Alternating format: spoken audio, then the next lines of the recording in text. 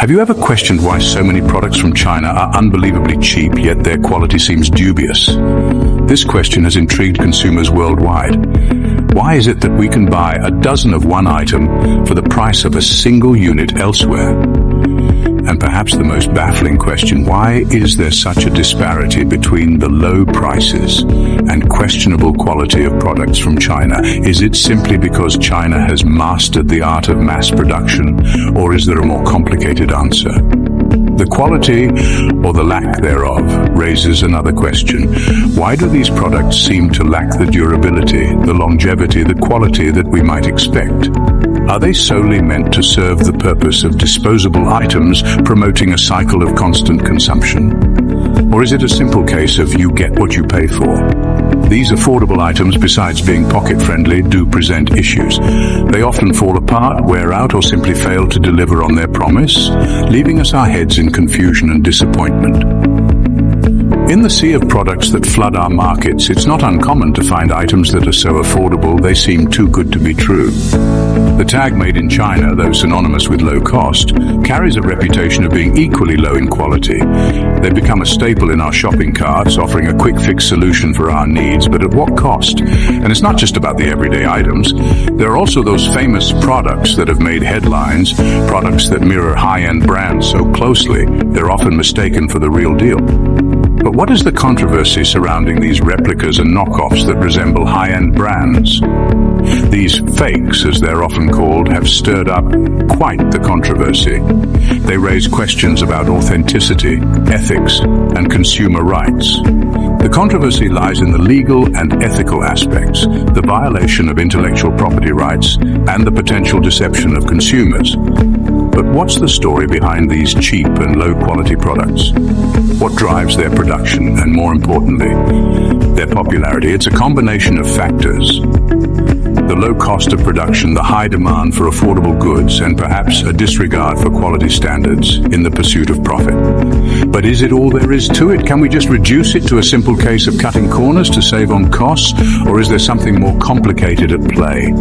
So why are so many cheap products from China of such low quality? Well, that's a multifaceted question with no simple answer. But let's dig in and see if we can shed some light on the matter. To start with, one of the primary reasons is poor manufacturing practices. Why are poor manufacturing practices leading to cutting corners, you may ask? In the race to produce goods at the lowest possible cost, many manufacturers cut corners.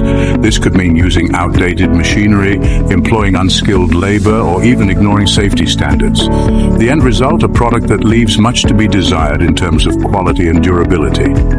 Next, let's talk about the materials. How does the use of cheaper materials reduce production costs? When the focus is on keeping costs low, it's not uncommon for manufacturers to opt for cheaper materials. For example, a toy that should be made of high-quality, non-toxic plastic might instead be made from a cheaper, potentially harmful substitute. Unfortunately, while this saves on production costs, it often results in a product that is not only of lower quality, but could also pose a risk to the consumer. Another contributing factor is the lack of quality control. How does the lack of quality control compromise product standards? Quality control is a critical process in manufacturing that ensures products meet certain standards of quality and safety. However, in a bid to maximize profits, some manufacturers might overlook this crucial step. Without rigorous quality control, faulty products can slip through the cracks and end up on store shelves. And let's forget about the role of competition. In the highly competitive global market, manufacturers are under constant pressure to deliver products at lower prices. This often leads to a compromise on quality to meet market demands. All these factors combined create a perfect storm for the production of low-quality goods. But here's the kicker. It's not just the quality that's in question. It's the authenticity too. What exactly is a fake product? Why are they considered dangerous, and how do they impact consumer trust, legitimate businesses, and innovation? You may find these queries seemingly simple, yet the responses are more multifaceted than you might expect. So what defines a fake product exactly? The most evident explanation is that it's a duplicate of another brand's product. It may bear a striking resemblance to the original, but on taking a closer look, you'll uncover that the quality, performance, or even safety measures are off the mark. It's akin to a deceptive facade, promising a lot, but delivering far less than what you bargained for. And there's another, more concealed type of fake product on the loose. These are goods that exaggerate their features or abilities. Imagine purchasing a blender that claims to pulverize ice into snow in no time. When you test it at home, it struggles to process even a few ice cubes. That's a textbook example of a fake product. It fails to live up to its promises, causing as much harm as a straight-out counterfeit. So why should we be concerned about fake products? Firstly, they pose a danger. A phone that overheats, a toy with small parts that easily detach, a cosmetic with toxic chemicals. These pose serious risks when dealing with counterfeit products. But it goes beyond just safety. Fake products take a toll on the entire market. They destabilize genuine businesses who pour their time and money into creating quality products. They chip away at consumer trust, instilling a sense of skepticism in buyers. Over time, they can even suppress innovation by making it challenging for authentic innovators to make profits. So the next time an offer appears too enticing to be real, bear in mind the covert costs of counterfeit products. Remember, it's not just about scoring a bargain, it's about endorsing businesses that uphold quality, safety, and honesty. Now, let's delve into some renowned products that might be more fake than you comprehend. You might be thinking, what are some famous products from China that have been called out as fake? And what are some examples of counterfeit versions of famous products? Let's explore both these queries, delving into a couple of infamous examples that have raised more than a few eyebrows. The HYEW is a notable product that comes to mind, a clever play on words, but not so clever in its execution. The HYEW was a counterfeit version of the much-loved Apple iPhone, mimicking its design and interface. However, the quality was a far cry from the original, with the HYEW being riddled with glitches and having a subpar battery life. You might also wonder, how do these knockoffs affect the original brands? Well, brands like Apple and luxury fashion houses such as Gucci and Louis Vuitton are none too pleased about this counterfeit market. These knockoff items are often sold at a fraction of the price of the real thing, causing not a potential loss in sales, but also damage to their reputation. And what about everyday household items? What are the harmful substances found in fake everyday items, you may ask? A classic example of this is the Colgate toothpaste scandal. Counterfeit Colgate was found to contain harmful substances, causing quite the uproar amongst consumers. But why are these products considered fake?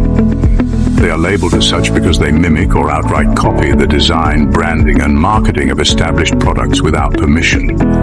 It's not just about the inferior quality, but also about infringing on intellectual property rights. The reaction from consumers and original brands has been understandably negative. Consumers feel cheated and brands are concerned about damage to their reputation. However, it's also worth noting that not all consumers are victims. Some knowingly purchase these fake products, drawn in by the significantly lower prices. As we've seen, the issue of fake products is more complex than it might seem. It's a multifaceted problem that involves not just quality, but also consumer behavior, brand reputation, and intellectual property rights.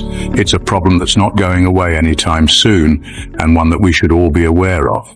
So what does all this mean for us as consumers? Why is it important to be vigilant as consumers? The bottom line is that being vigilant helps us avoid the potential risks associated with counterfeit goods. The lure of cheap, readily available products is strong, but remember, there's often a hidden cost. What are these risks associated with low-quality counterfeit goods?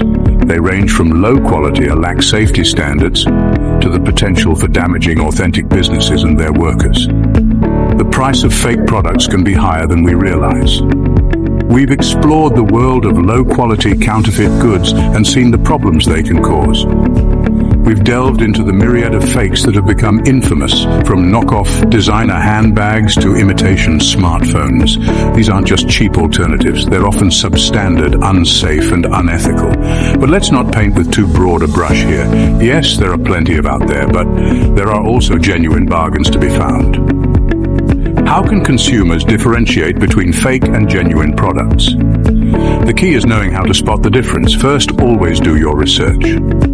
Check reviews and ratings and be wary of deals that seem too good to be true. Second, look for trustworthy sellers. If you're shopping online, stick with reputable websites and check the seller's history. Third, know your product. If you're buying a designer item, familiarize yourself with the brand's logos, materials, and packaging. Counterfeit items often have small but noticeable differences. Finally, trust your gut. If something doesn't feel right, it probably isn't. As consumers, we have the power to drive change.